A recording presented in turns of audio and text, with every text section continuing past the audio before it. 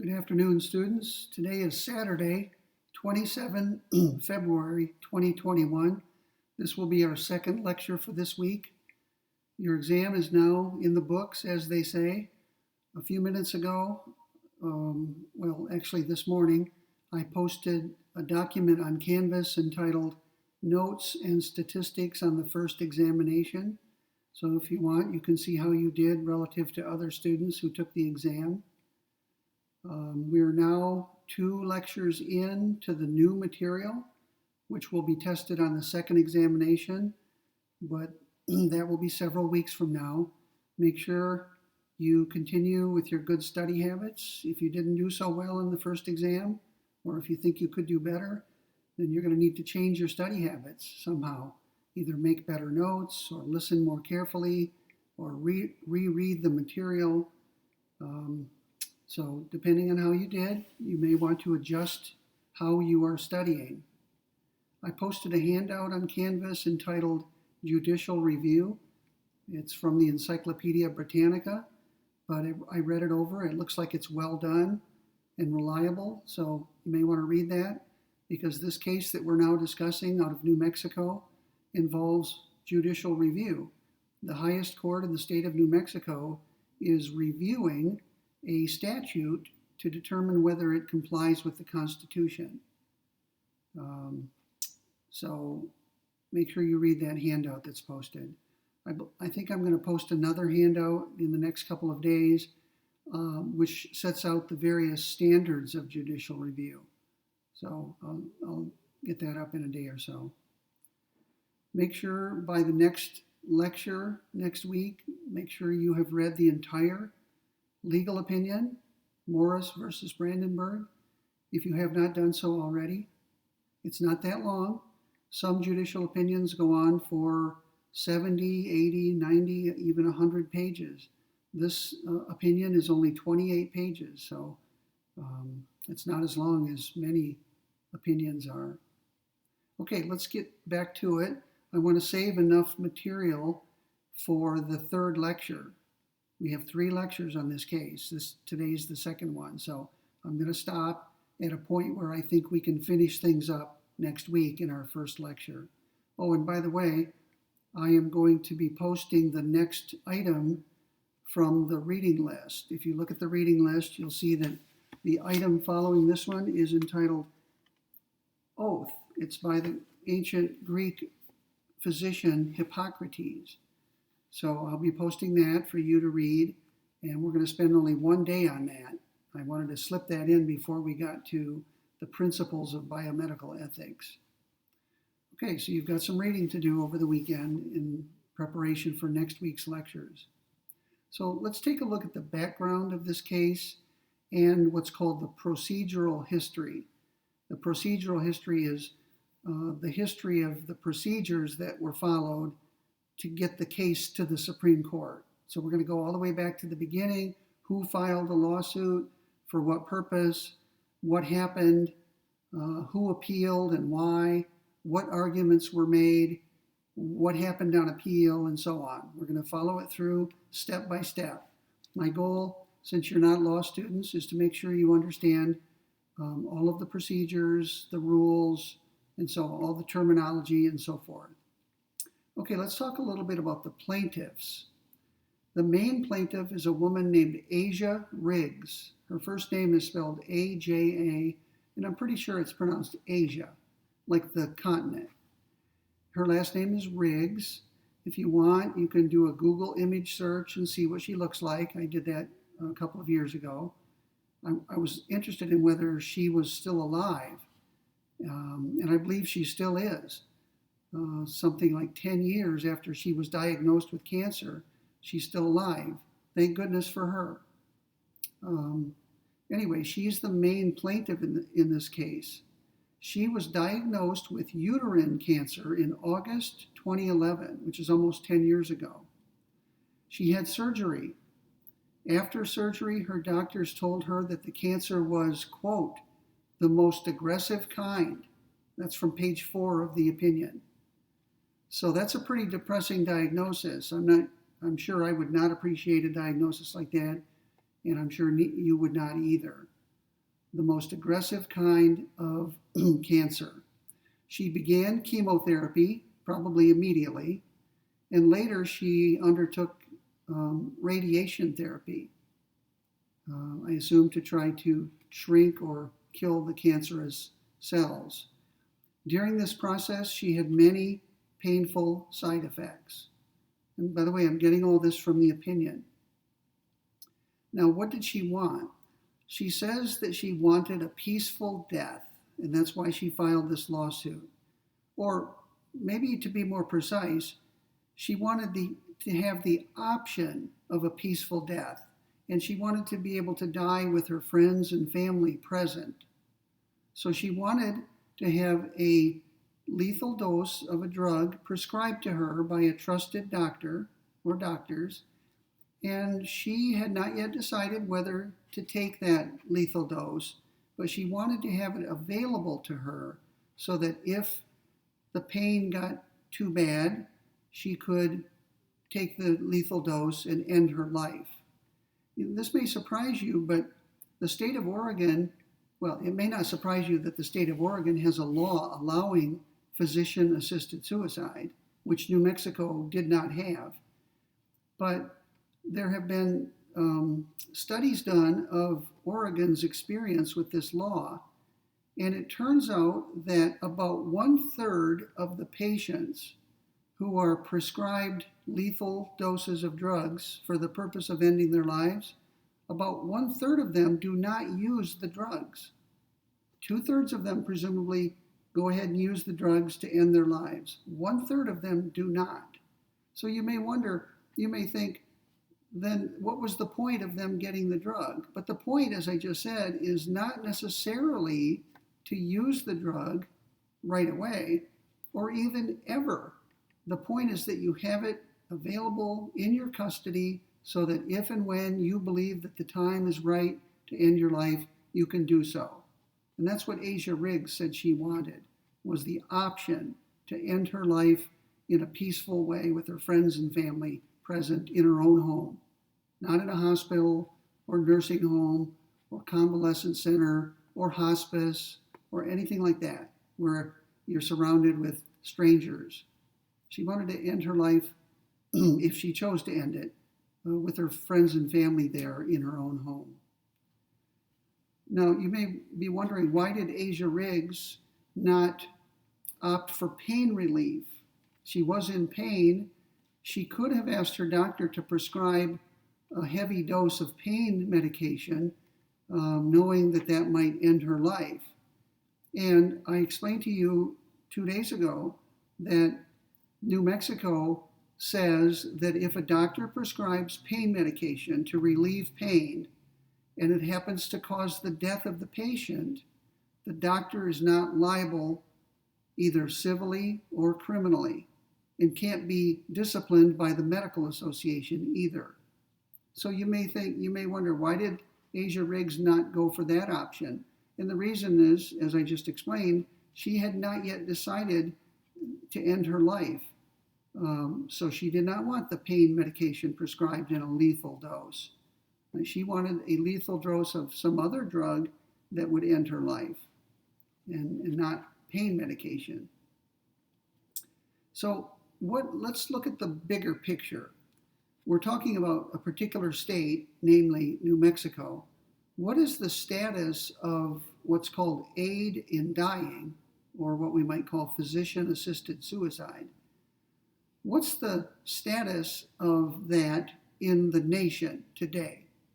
I did some research, and here's what I discovered.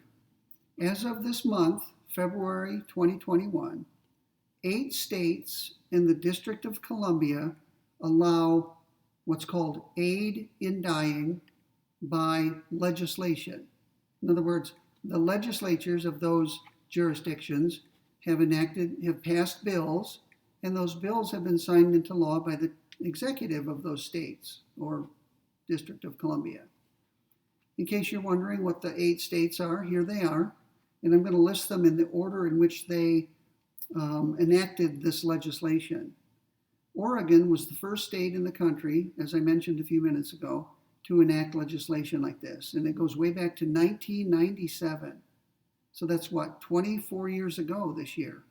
So Oregon has for 24 years had a law on the books that allows residents of Oregon to see a physician, and if they satisfy the requirements of the statute, they can get prescribed for them a lethal dose of a drug that they can then decide to use to end their lives. So Oregon was a pioneer, if you will, 24 years ago. 12 years later, a second state followed Oregon's lead. It's the state of Washington, which is a contiguous state. So Oregon and Washington, the two, not counting Alaska, the two northwesternmost states in this country have, as of 2009, had the same type of law. In 2013, the state of Vermont, on the other side of the country, the Northeast, followed suit. In 2015, the great state of California followed suit. I say great state in part because it's a big state physically. Colorado in 2016. Now the joke is that Colorado is being populated by people who have left the state of California. And that's interesting because you would wonder why a state in the far west, not on the coast, would have a law like this. But Colorado, I think, is quickly becoming populated by people from states like California. And they tend to bring their political and moral values with them. So if California enacted a law like this, then Colorado might follow suit since it contains a lot of former Californians. Okay, in 2018, the state of Hawaii enacted legislation. In 2019, the state of Maine, which is northeastern, far northeast. And finally, in that same year, 2019, just 2 years ago, the state of New Jersey. So those are the 8 states: Oregon, Washington, Vermont, California, Colorado, Hawaii, Maine, and New Jersey. And add to them the District of Columbia, which is not a state, but has representation in Congress and has its own government. It's the seat of the federal government. All 8 of those states and Washington, D.C. have what's called aid in dying legislation. Now, if you look at those states, you'll notice a pattern. 4 of them are in the far west: California, Oregon, Washington, and Hawaii. And Colorado is pretty far west, so you might say 5 states of the 9. The other 4 are on the East Coast: Maine, or close to it, Maine, Vermont, New Jersey, and Washington, D.C. So we have a bi-coastal phenomenon, don't we? We have this hand for me is the East Coast. And I don't know how the inversion of this video works, but when I raise this hand, that means for me it's the East, and this is the West.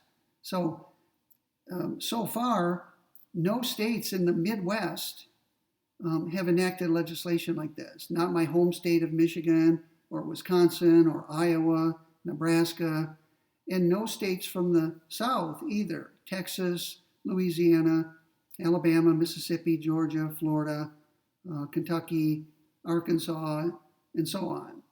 So it's interesting that there seems to be some kind of maybe some political divide here, where states on the coasts, which tend to be more liberal or left-wing, are more likely to enact legislation like this, and states that are more conservative or right-wing tend not, at least so far, to enact legislation like this. Whether Texas ever will, I wouldn't presume to say.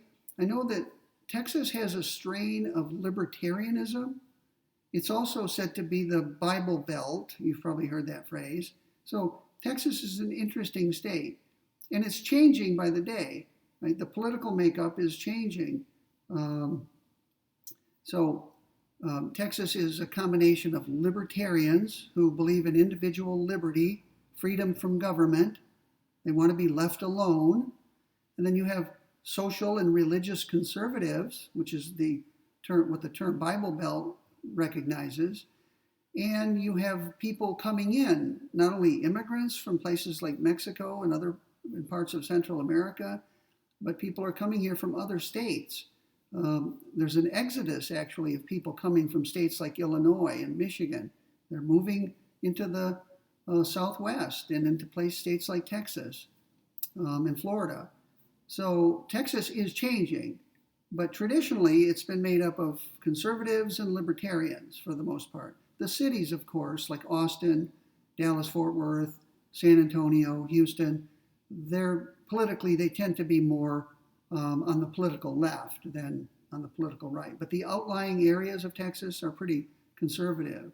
So I'm analyzing Texas in political terms, and it makes me wonder whether Texas might someday join this list of 8 states, because the libertarians want the freedom to end their lives. They don't want government to tell them you cannot end your life with the assistance of a doctor. So libertarians would tend to support legislation like this, as would certain people on the left, the political left. And the immigrants coming into the state from places like Illinois and Michigan, they tend to bring their liberal or left-wing values with them. So I would think that maybe in the next decade or so, Texas may very well join these 8 states and enact legislation that allows citizens or residents of Texas to have a physician prescribe a lethal dose when they satisfy all the requirements, such as being terminally ill, competent, and so on. Now, one more point on this. I'm talking about the status of aid in dying in the country today. The state of Montana has joined the group, but not through legislation. The state of Montana has, in effect, granted aid in dying to its citizens through a court case. In the year 2009, which is 12 years ago, according to the court in the New Mexico case on page 5, a terminally ill patient's choice of physician aid in dying can be a valid consent defense to a charge of homicide brought against a physician. So let me explain what that means. In the state of Montana, the Supreme Court, which is the highest court of that state, ruled that if a doctor is charged with homicide for prescribing a drug to a patient to end the patient's life, that physician, while on trial, can defend him or herself by claiming as a defense that he or she was simply complying with the patient's wishes. So it prevents prosecution and punishment of doctors. So Montana has achieved, through a Supreme Court opinion, what the other 8 states have achieved through legislation. Now, there's a problem with that, and that is, in the states that did this through legislation, the statutes are pretty detailed and clear about what exactly a patient must do in order to get that lethal dose of a drug. Because Montana didn't do it through legislation, but only a single court opinion, there's a lot of doubt about what the physician has to do to be immune from liability. How careful must the physician be in prescribing the lethal dose? And I suppose that a physician who is careless enough could still be charged with homicide in Montana. The Supreme Court ruling would not immunize someone who is careless. So I don't know what the status of this of aid in dying is in Montana today, but I would assume that the people there who favor aid in dying are happy with the court opinion, but they might also be working hard to get legislation passed in Montana. And I have no idea what the likelihood of that is. Montana tends to be a conservative state, so I doubt that it's high on the agenda in that state. As of today, I should say as of 2016, when this New Mexico case was handed down, I'm quoting now from page 5, no appellate court has held that there's a constitutional right to physician aid in dying. And that's true not only at the state level, but at the federal level. Okay? No court has ruled, no appellate court, and I mean, instead of an appellate court, I'm contrasting that with a trial court. No appellate court has to date ruled that there's a right to die. And New Mexico would have been the first. If this case had come out differently than it did, New Mexico would have been a pioneer. It would have been the first state whose Supreme Court ruled that there is a constitutional right to die. Now, Montana's Supreme Court did not do that. Montana's Supreme Court did not rule that there's a right to die. What it ruled is that a physician charged with homicide could defend against that charge and get the charge dismissed if the physician could show that he or she prescribed the drug in accordance with the patient's request. So even Montana has not ruled that there's a constitutional right to die. And one more quick comment. The state of New York, just a year after this New Mexico case was handed down, I'm holding up my case. I hope you've printed yours out by now so you can follow along when I'm quoting it. The state of New York issued a ruling, the highest court in the state of New York issued a ruling similar to the New Mexico Supreme Court's ruling. It's called Myers versus Schneiderman. So New York, which is often a left-wing or liberal state, New York's court had a chance to be the first court in the nation to say that there's a constitutional right to die, and it declined to do so. So that's interesting, because if the highest court in a fairly liberal state refuses to find a right to die, that means it's highly unlikely that any highest court in a state like Texas will do so, at least in the near future. So what do you think public opinion has to say about physician-assisted suicide? And by the way, let me put something on the table that'll come up as we go along. I've been using two names for what we're talking about. I've been using aid in dying, and I've been using physician-assisted suicide. Now, those two names, even if they describe the same activity, they don't have the same emotional connotations, do they? Because one of those phrases has the word suicide in it, right? Physician-assisted suicide. And for many people, that word is emotionally charged. Many people have a negative reaction to the word suicide. So if you asked people in a poll or survey, do you support aid in dying? You would get a certain cluster of answers to that question. If you replace the term aid in dying with physician-assisted suicide, I would predict that the percentage of people who support it would go down. And that's because people see that word suicide and they react in a negative way to it. Oh, no, I don't want to allow suicide or assisted suicide at all, even if it's by a physician. So you could predict that the plaintiffs in this case would prefer not to call what they're advocating physician-assisted suicide. They would much prefer calling it aid in dying, which has a much more favorable connotation, or at least a less unfavorable connotation than the term physician-assisted suicide. So we'll come back to this point from time to time. It shows you the role of emotion in law and in people's thinking. I mean, we're rational beings, but we're also emotional beings. And sometimes the way things are phrased or described make a difference in our reaction to them. So if you're an advocate, if you're trying to get people to support this thing where a physician prescribes a lethal dose to a willing patient, you will want to choose appropriate language that will generate support for what you're advocating. And the people on the other side who oppose what you're advocating will tend to use terms that are negative, like physician-assisted suicide. So there's a little bit of a rhetorical battle going on, isn't there?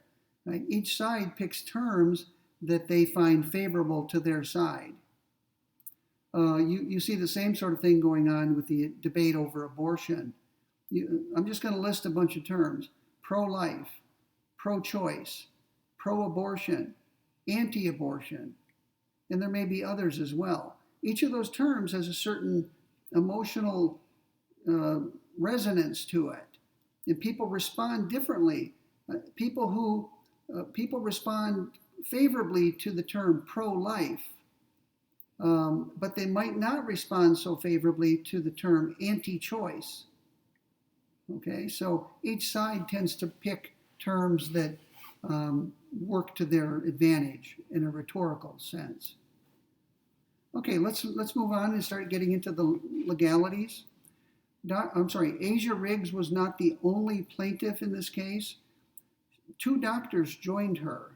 Dr. Catherine Morris, and her name is part of the opinion, Morris versus Brandenburg.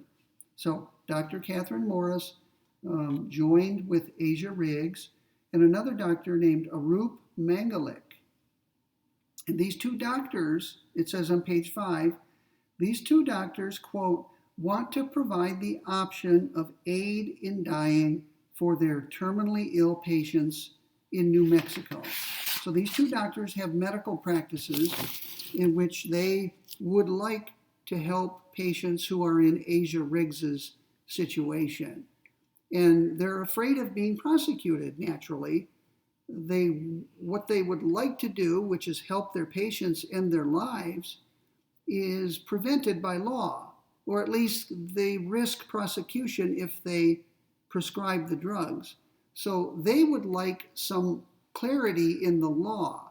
They're asking the court system of New Mexico to allow them to do what they would like to do. Dr. Morris had practiced medicine in Oregon. Remember, Oregon has had a law on the books since 1997. So when Dr. Morris moved from Oregon to New Mexico, she was probably shocked and surprised that New Mexico has a very different attitude toward aid in dying.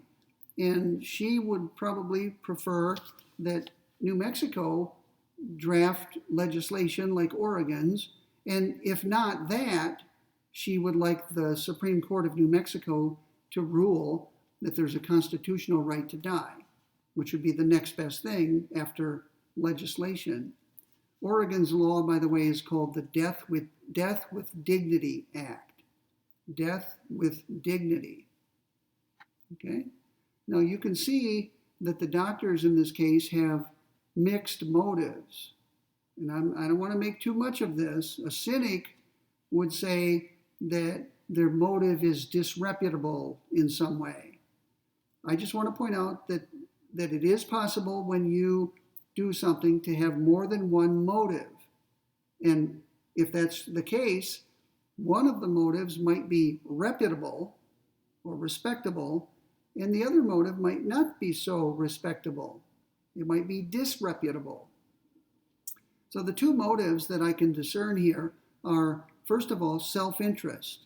These two doctors have, as part of their medical practice, treating terminally ill patients. And if New Mexico allowed aid in dying, they would have more patients, presumably, since they specialize in that, or it's one of their specialties. And of course, they would make more money. Right? So one of their motives potentially is self-interest, right? They will make more money if New Mexico's Supreme Court rules that patients have a right to die. But let's not stop there. That would be cynicism to simply claim that their motive is selfish or self-interested. Surely these two doctors believe that it's good for people to have the choice. They care about people's well-being. They're benevolently motivated. They genuinely care about other people and want them to be able to make this important choice about whether to continue living, perhaps in pain, or to choose death as a way of escaping the pain. So these doctors have at least two motives. One of them benevolent, which is laudable, respectable, reputable, and one of them self-interested, which is, I won't say disreputable, but less reputable than helping other people. Okay, So let's talk a little bit about the lawsuit. Who filed suit? How did this case get into the court system? What were they asking for? That sort of thing. Asia Riggs, and the two doctors who were called plaintiffs. The plaintiff is the one who brings the suit, the lawsuit. Riggs, Morris, and Mangalik filed a suit in court in New Mexico against Carrie Brandenburg, and that gives her name, became part of the title of this case, Morris versus Brandenburg. Carrie Brandenburg was at the time, and may still be, the district attorney for Bernalillo County, New Mexico. And I assume that's where Asia Riggs lived, and perhaps these doctors practiced. They also filed, in that same suit, they filed it against Gary King, who was then the Attorney General of the state of New Mexico. So there are 3 plaintiffs in this case and 2 defendants, and that's what they're called. At this point in the litigation, you've got plaintiffs, those are the ones who filed suit, and the defendants, those are the ones who are against whom the suit was filed. What did they want? They wanted 2 things. They asked the court for declaratory relief and injunctive relief. And let me explain briefly what those are. In declaratory relief means they want the court to issue a declaration to the world, or to New Mexico citizens, that there is, under the Constitution of the state of New Mexico, a right to end your life with the assistance of a physician, what we're calling a right to die. Okay? A simple declaration by a court. That's often called a declaratory judgment. Okay? A declaration. It's also called declaratory relief. Okay? They don't want the court to do anything. They want the court to declare something or say something. But because it's a court saying it, it has the force of law behind it. So it may seem insignificant asking the court to say something, but it's a court saying it, and it's what the court is saying that's so important to you. And secondly, they asked for injunctive relief. That has more bite to it. They want the court to issue an injunction that says no prosecutor in this state may prosecute a physician who assists a suicide or who aids a terminally ill patient in ending his or her life. Now that has more bite to it, because if you violate a court order or injunction, you yourself are in big trouble. So this would protect Asia Riggs from prosecution if there were an injunction issued by the court, and it would protect the 2 doctors as well from being prosecuted for homicide or manslaughter or some other offense. So those are the 2 things that they're asking for: a declaratory judgment and an injunction, which, if violated, would mean serious trouble for the public official who violated it. Now, what did they claim specifically? What was their argument in the trial court? They claimed 2 things. They claimed that the assisted suicide statute, which we read the other day together, remember that? They claimed that that statute did not apply to the conduct defined by petitioners as physician aid in dying. Let's go back and read that statute again. I'm going to go back in my notes, bear with me, to the beginning. The statute in question in New Mexico, it's quite short, so I'm going to read it again just to get it back out on the table. It says, assisting suicide consists of deliberately aiding another in taking of his own life, in the taking of his own life. Okay, I'll leave out the punishment part. That's the operative provision. Assisting suicide consists of deliberately aiding another in the taking of his own life, his or her own life. The plaintiffs in this case at the trial claimed that that language does not even cover what the doctors are hoping to do for Asia Riggs. They're saying their actions don't fall under that statute. They're saying it doesn't even apply to them. Now, I'm going to foreshadow where we're going with this. Not one judge of all the judges who heard this case, the trial judge, the 3 appellate judges, which raises the total to 4, and the 5 members of the Supreme Court, which brings it up to 9. Okay, see my thumb? Oh, this thumb is bent in, so that's 9. Not one of the 9 judges agreed with that. All 9 of them ruled against the plaintiffs, in this case, Riggs and her 2 doctors. All 9 of them ruled that the statute that I just read to you does indeed cover aid in dying. So the plaintiffs they lost on that first argument all the way through. They lost it at the trial court, they lost it at the intermediate appellate court, and they lost it at the Supreme Court, which is the higher level appellate court. Okay, that's the first argument they made, and it was a loser. The second argument they made, and I don't know, honestly, did they really expect any judge to agree with that argument? They may well have known that it would be rejected, that argument would be rejected. But that's okay. You know why? Because they had a fallback argument. Their argument was that if the statute was interpreted as applying to aid in dying, which it was, if it's interpreted that way, they moved on to a second argument, a more powerful argument. What they're claiming is that statute is unconstitutional. It violates the New Mexico Constitution. That's a nifty argument, isn't it? It's a 2-pronged argument. First, they argued that the statute doesn't even cover what they want.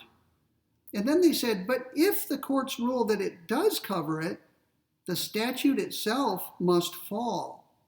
It should be struck down by the courts as unconstitutional.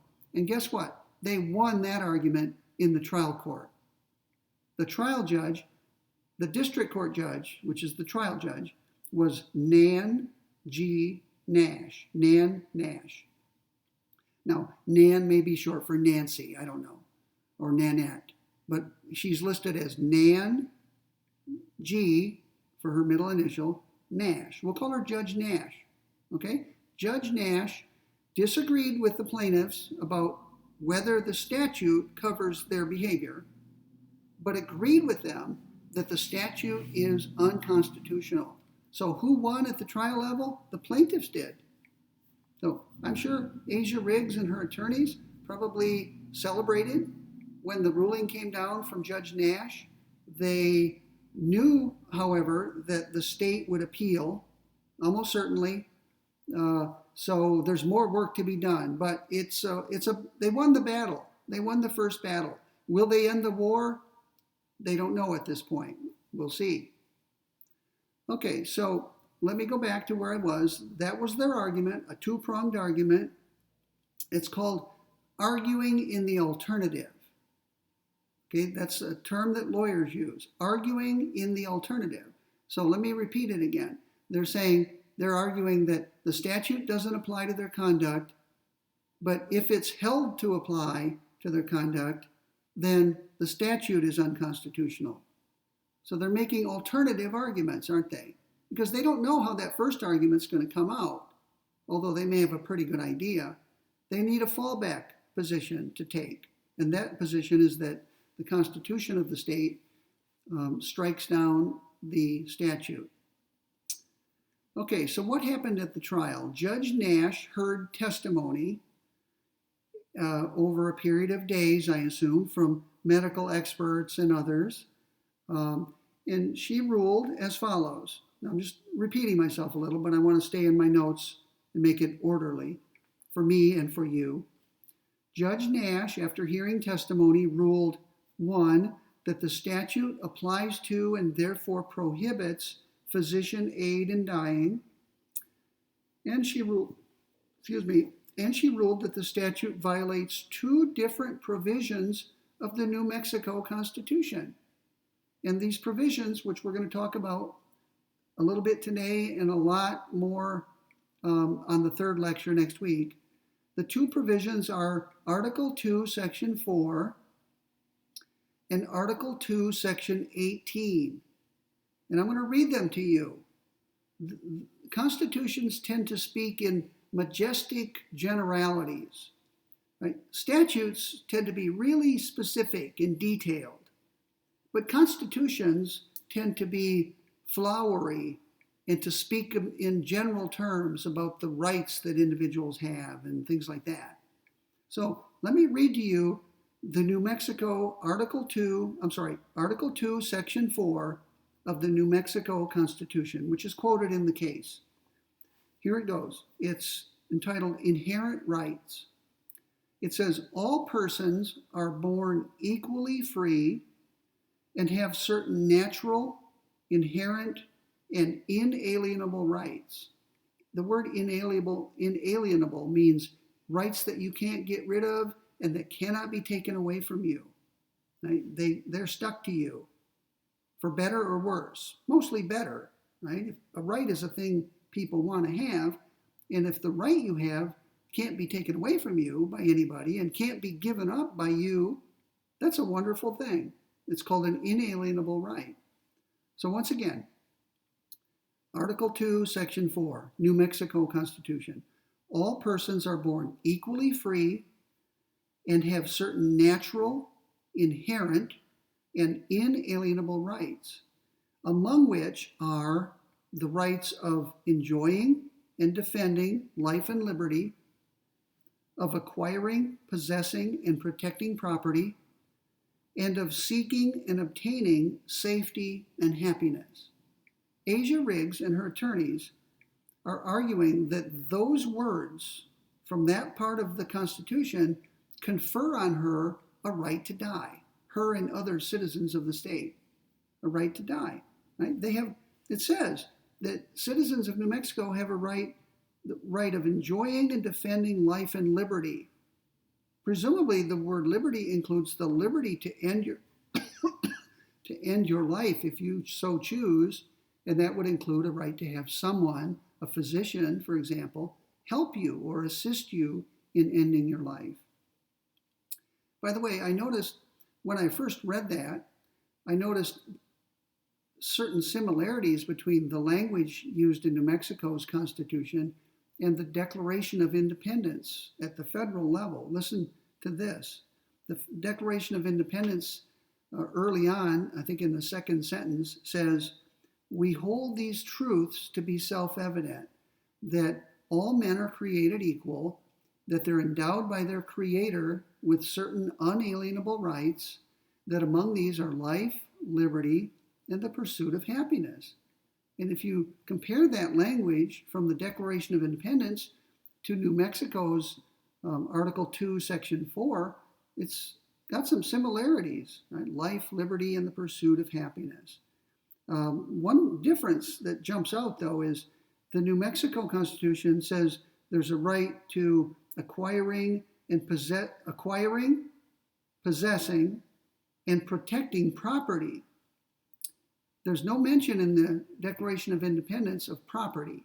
I understand that it was originally there and it was changed. It was eliminated in favor of the right to pursue happiness.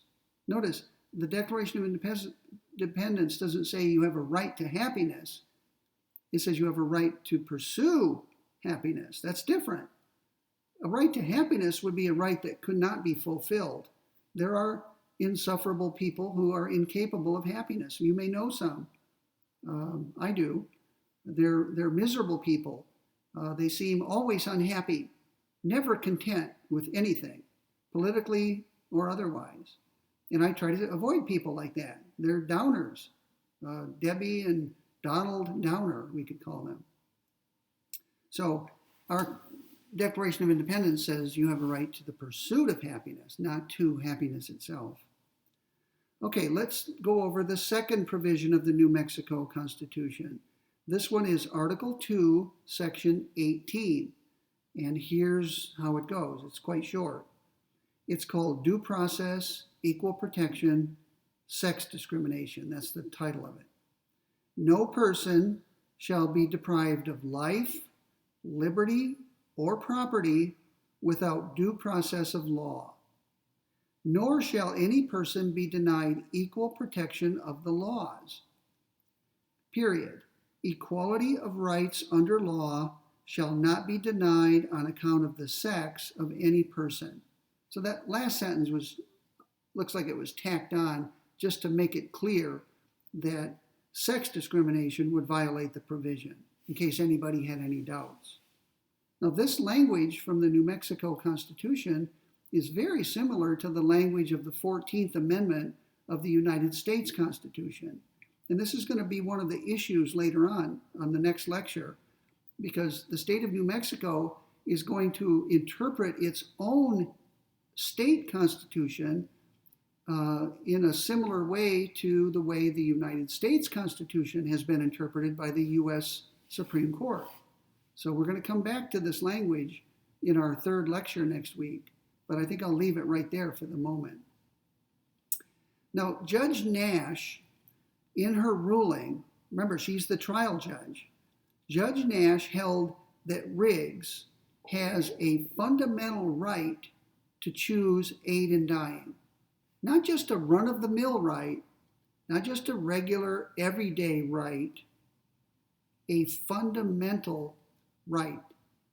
And that word fundamental is very, very important, because if a right is deemed by a court to be fundamental rather than run-of-the-mill, a higher standard of review is applied.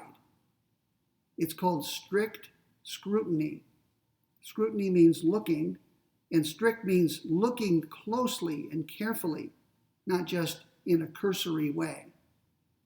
So let me give an analogy. Oh, by the way, before I get to my analogy, if a right is not fundamental, it is not subjected to strict scrutiny. It's still scrutinized because rights are important, but we don't scrutinize them as strictly as we would if the rights were fundamental. So notice we've got a two-tiered system, don't we? We've got a class of rights. Think of the rights as being a circle. Some of the rights in that circle are fundamental and some are not. If in a particular case the right in question is fundamental, the courts will look very closely at it. And that means they're more likely to strike down any law that limits that right or violates that right. If, on the other hand, the right in question is not fundamental, the courts won't look so closely at it, and they're more likely to uphold the law that limits that right. So what we have are two types of right and different standards for reviewing legislation that impinges on those two types of right. So here's my analogy. I thought of this a couple years ago. I wish one of my law professors had brought it up, and I think it would have helped everyone understand. So tell me what you think. Suppose you have lost a $1 bill. Right? You opened your purse or wallet when you got home, and there's a $1 bill missing. Now, I assume that a dollar means something to you. It does to me. Not a lot. I mean, you can't buy much with a dollar. I'd probably look for a few minutes. I'd probably go outside by my car and in the garage and see whether I dropped it on the way out of my car. I'd check my pockets, maybe look in my wallet to see whether I put it in a different part of my wallet. I'd spend a few minutes looking for $1, and maybe you would as well. But what if I lost a $100 bill? What if I'm missing a $100 bill? I'm sure I would look longer and harder for a $100 bill than I would for a $1 bill. So the point is, how hard you look for something depends on how valuable it is, right? Well, if there's a fundamental right that's being impinged upon by a state law, a statute, the courts will look long and hard at it and are going to try to find a way to strike it down because it's impinging upon something important, a fundamental right. But if the right in question is not fundamental, the court will not be so eager to strike down the law that violates that right. Right? The court will be more likely to uphold the statute in a case like that. Because while rights are important, it's not, after all, a very important right. It's not fundamental. So keep that in mind, because in our third lecture next week, we're going to be discussing at some length the various judicial standards of review. And that's why I'm going to post a handout for you in the next day or so. It's called Standards of Judicial Review, and it gives you the basic information you need to know. Okay, so where are we? Judge Nash has ruled in favor of the plaintiffs after conducting a trial. Who would appeal? Obviously, the plaintiffs had no reason to appeal because they're happy, they won. But the two defendants in the trial, the Brandenburg and Gary King, the defendants are not happy. They probably believe that Judge Nan Nash made the wrong decision. She misunderstands the Constitution, or she misapplied it to the facts of this case. So they're going to appeal to the first level of appellate courts, which is the Court of Appeals in New Mexico. Not the Supreme Court. You can't appeal directly to the Supreme Court. You've got to go through the intermediate appellate court. So Brandenburg and King, the two defendants, appealed to the New Mexico Court of Appeals. And after the court heard oral arguments and read their briefs, which takes a period of weeks typically, the New Mexico Court of Appeals ruled on those two issues. They agreed with Judge Nash that the statute does not apply. The statute applies to the conduct of the doctors, right? The aid in dying. So they agreed with Judge Nash that the statute prohibits their behavior. But they disagreed with Judge Nash on the second issue. They disagreed with her and ruled that, where is it? The statute does not violate the New Mexico Constitution, right? They disagreed with Judge Nash. So now, who's the winner? Who won the second battle? The state of New Mexico won the second battle, right? Brandenburg and King are representatives of the state of New Mexico, and they won. So Asia Riggs and her two doctors are now disappointed. They went from elation to dejection. The other side, Brandenburg and King, they went from dejection to elation. And that often happens in a case. People's degree of happiness fluctuates depending on how things are going at whatever stage the litigation happens to be in. Now, what did the Court of Appeals say specifically? The Court of Appeals held that there's no fundamental right in this case. Judge Nash said that there's a fundamental right, and that's why she would have struck down the law. The Court of Appeals disagreed with her and said, no, there's no fundamental right here. Therefore, we don't have to apply strict scrutiny to it. We should just look at it in a less strict way, which, by the way, is called rational basis test.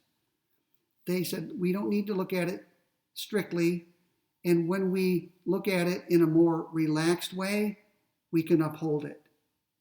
So the New Mexico Court of Appeals upheld the statute. And now the state of New Mexico is in the ascendancy. It is, at this point, winning. But there's another level of appellate court in the state, and this time it would be Asia Riggs and her two doctors who would have the motive to appeal. And that's exactly what they did. When they appealed, they became known as the petitioners. Okay? They're petitioning. See, you have no right to have the Supreme Court of your state hear your case. Typically, more people ask for their cases to be heard than the court has time to hear them. So the court has to select which cases to hear.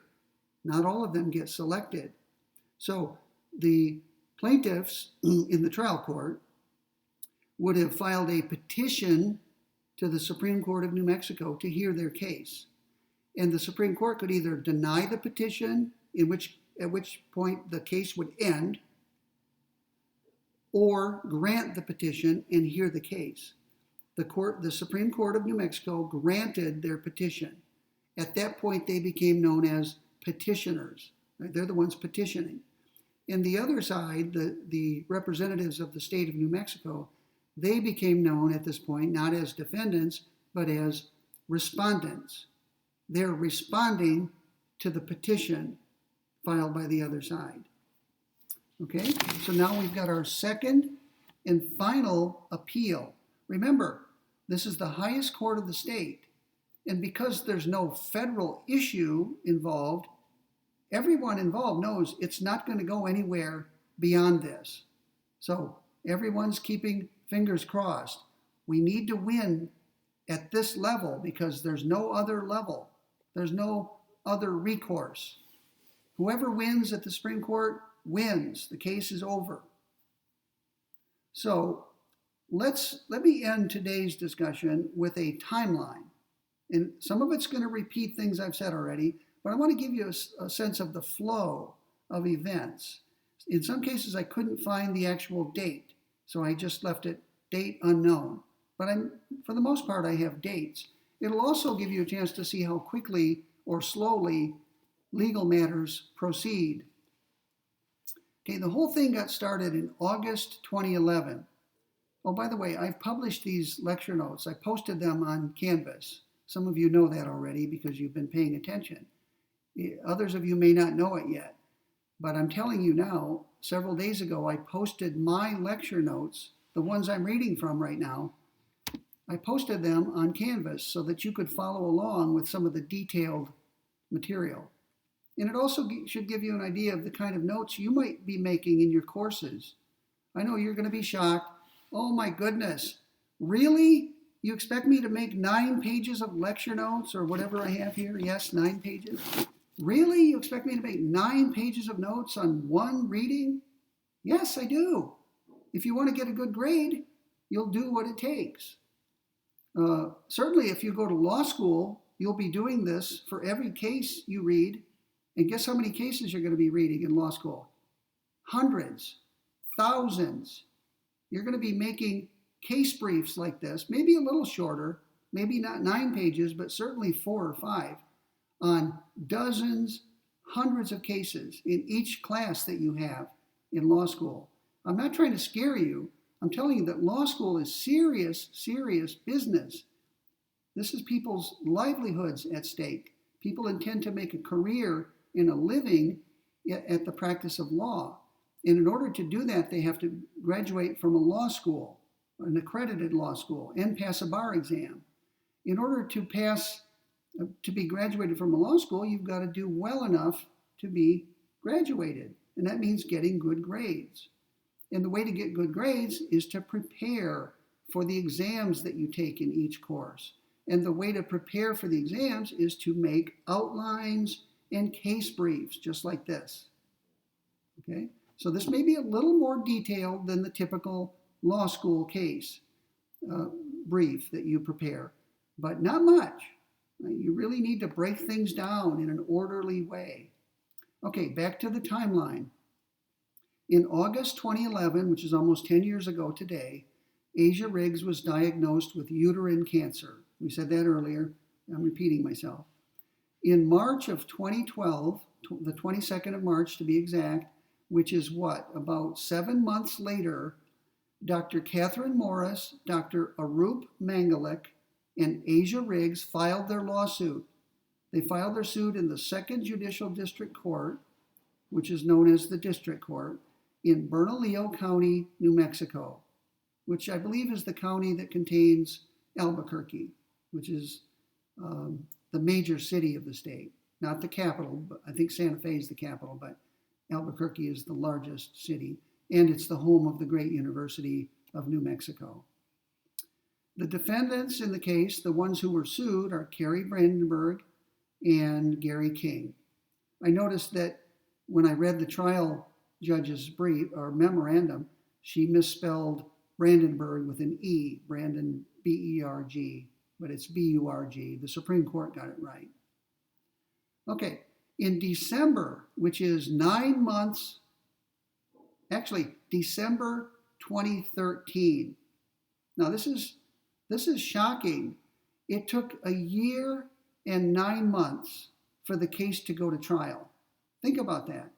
After the case was filed, the trial didn't start for a year and 9 months. And it was before Judge Nan G. Nash. In January, having taken testimony in open court, Judge Nash entered her findings of fact and conclusions of law. So she worked pretty quickly. In only 1 month from the time the trial started, she had heard all the evidence she needed and ended the trial and researched and written her conclusions, which is called findings of fact and conclusions of law. 18 days later, the district court, Judge Nash, entered a declaratory judgment for the plaintiffs.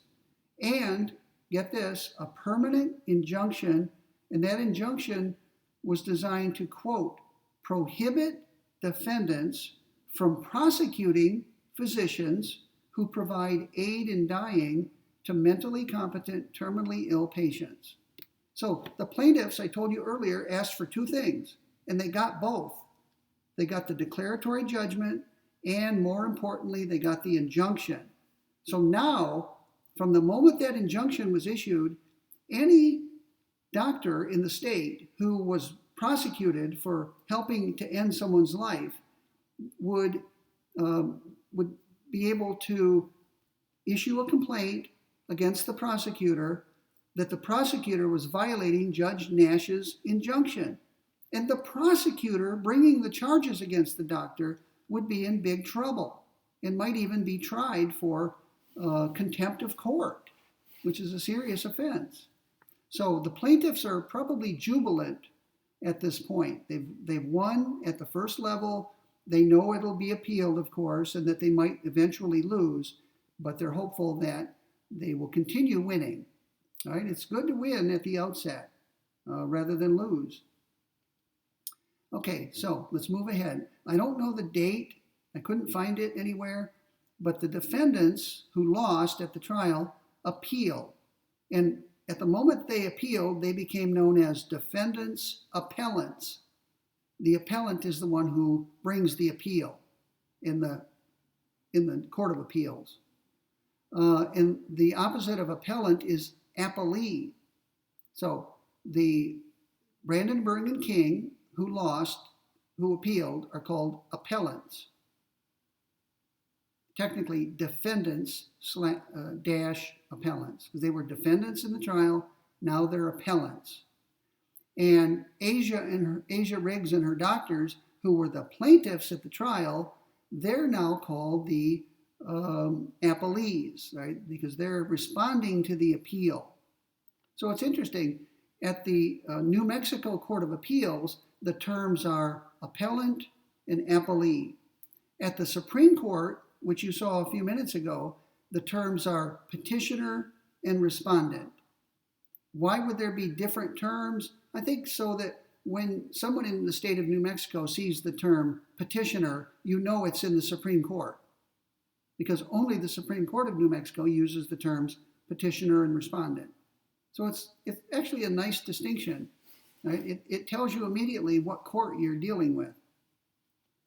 Okay, in August 2015, the Court of Appeals issued its ruling. So what would have happened is the parties would have submitted written briefs setting forth their arguments, and there was probably an oral argument as well before a panel of 3 appellate judges. And in August 2015, which is 4 years after Asia Riggs was diagnosed, so already 4 years have passed, and only now are we getting the first appellate ruling. And as I told you a moment ago, I won't repeat myself, the appellate court reversed the trial court on the question of the constitutionality of the statute. So now, Asia Riggs and her doctors, who were jubilant, are now dejected because they've lost. They know they're going to appeal, I'm sure, or they're hopeful that the Supreme Court will take their case, because the court might say no. If the Supreme Court thinks that the issue is not ripe for adjudication or important enough to be heard, or if the court thinks that the appellate court below reasoned correctly, the Supreme Court might say, no, we're not going to take it. We think the appellate court issued the appropriate ruling. Their explanation and justification was just spot on. Case closed. So the Supreme Court may or may not accept the appeal. The New Mexico Court of Appeals also reversed the permanent injunction. Wow.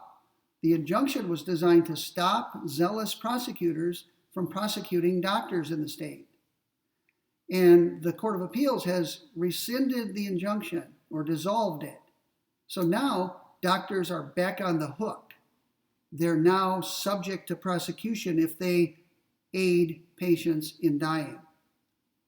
Okay, so that would have a deterrent effect, I'm sure. Doctors do not want to be prosecuted for homicide. It could destroy their lives and their livelihoods. They could end up in prison.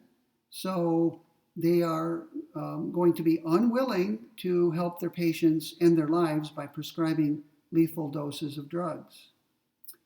Okay, the next date is unknown. The plaintiffs' appellees petitioned the Supreme Court for relief. In other words, they appealed to the higher court. And in August 2015, just 20 days after the Intermediate Appellate Court issued its ruling, the Supreme Court of New Mexico granted what's called certiorari. The plaintiffs would have filed a writ of certiorari, which means they're asking the court to hear their case, and the Supreme Court granted the writ, granted certiorari. Actually, they granted the writ, W-R-I-T, the writ. They granted the writ, but it's known informally as granting cert, granting certiorari. Okay, October 2015, we're almost done. Oral arguments were held. So from the day the Supreme Court agreed to hear the case until the day oral arguments were held, there was September, 2 months, almost 2 months passed. That's pretty quick, actually. Right? So that means that the parties had to research and write a brief and submit it to the court. The court would then, the justices on the Supreme Court would read those briefs and set the case for oral argument. The oral arguments were held on one day, 26 October 2015. It was the following June 2016 in which the court issued its ruling.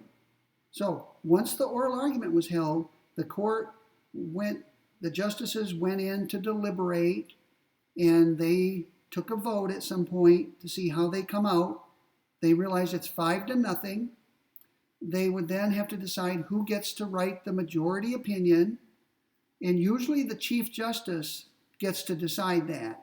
If the Chief Justice is in the majority, as he was here, he gets to decide who writes the majority opinion, and he could write it himself if he wants. So who's the Chief Justice? The Chief Justice at the time of this case was Charles Daniels. He could have written the majority opinion, but he chose to assign it to Edward Chavez. And it was Justice Chavez who wrote the majority opinion, and all of the other 4 justices concurred or agreed with it. So that's how that came about. That's how Justice Chavez got to write the opinion.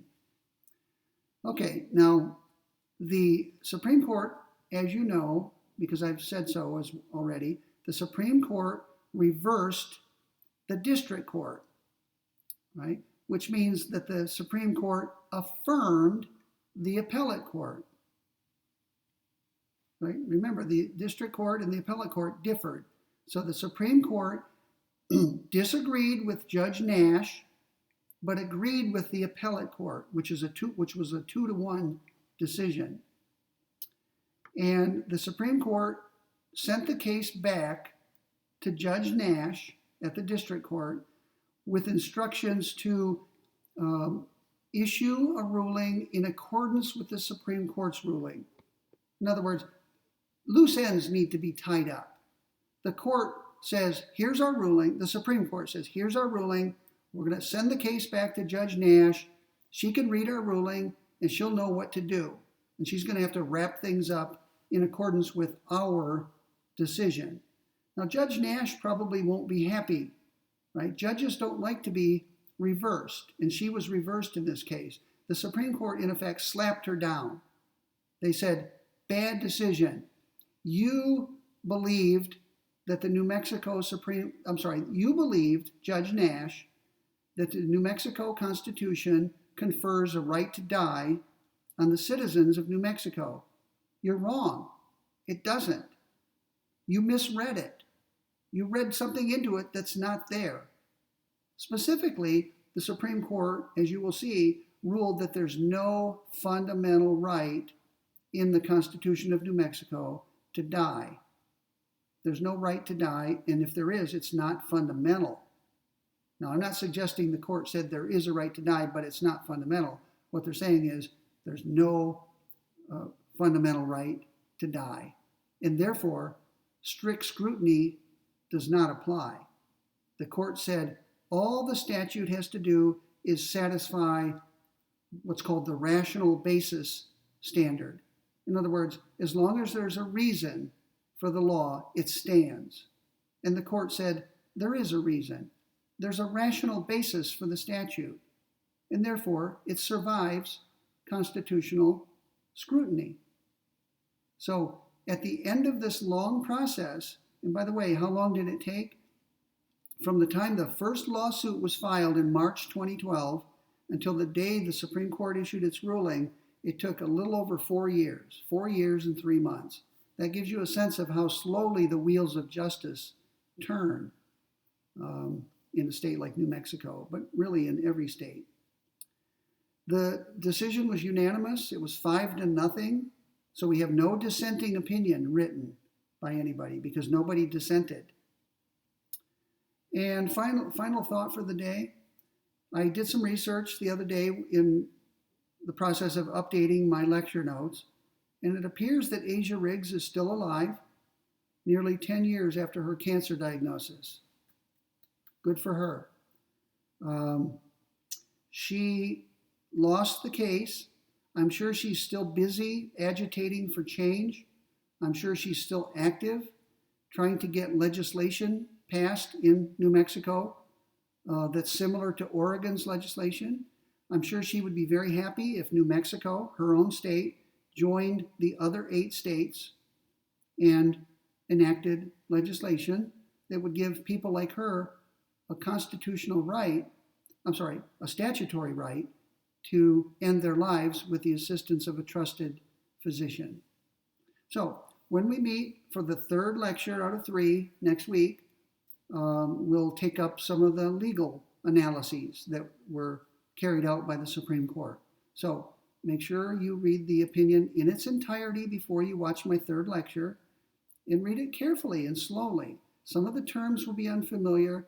I've been bending over backward to explain every little thing to you. I hope you appreciate that. We didn't get that even in law school, but this isn't law school, and I know you're only undergraduates.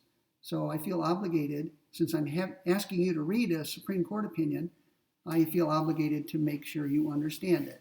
So I hope you appreciate the effort I'm putting into it.